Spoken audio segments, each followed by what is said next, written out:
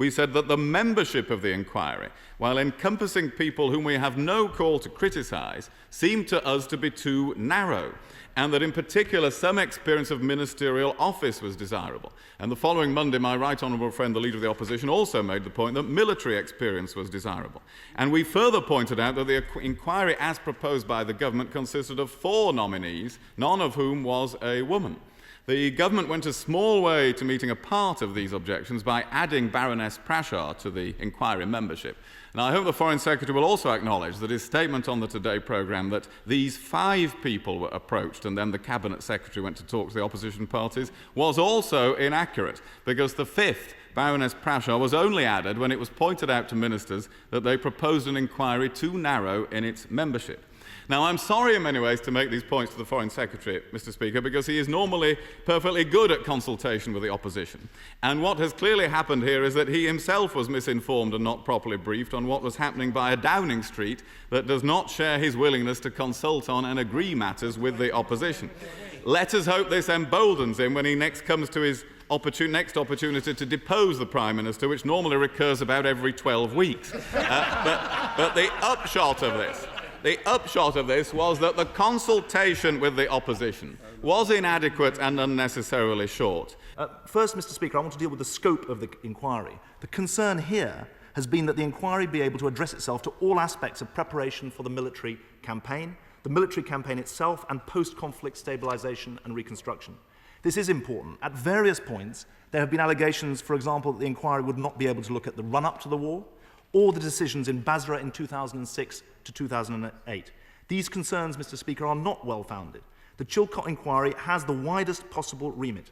The committee will be free not just to examine all the evidence, as I will document below, but also to pursue what it considers to be the most important issues. The scope is deliberately not limited.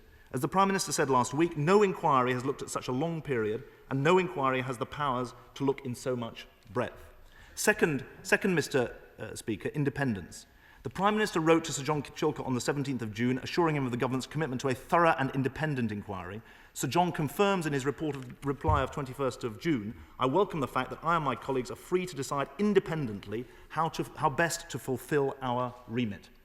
Now, I just want to get to the end of this section. I will bring in my honourable friend, but I just want to make these 4 points before I then pause and take some interventions and then deal with the public-private issue. Third, Mr. Speaker, cooperation from government and access to government papers and people. The Prime Minister has made clear, not just to Sir John Chilcot, but to all ministers and former ministers, the need for full cooperation with the committee. The Cabinet Secretary has written similarly to departments. Access to papers in official archives will be similarly unrestricted. I was asked in the last debate in this House whether the committee's access to documents that would include all Cabinet papers, and I confirm that will be the case. We have also been asked whether this includes access to papers from foreign governments held by the government here. Again, I confirm what the Prime Minister has said, that this will indeed be the case. In respect of ensuring that witnesses give evidence with the greatest possible candour, Sir John has confirmed that he and his colleagues will consider whether it is possible for there to be a process whereby evidence is given under oath, taking into account the non-judicial nature of the inquiry. Again, this is an issue. I have said I will just get through this section. I will bring in my honourable friend. Again, maybe I'll anticipate some of her questions. Again, this is an issue on which I think it is right and proper to leave the discretion to Sir John and his colleagues.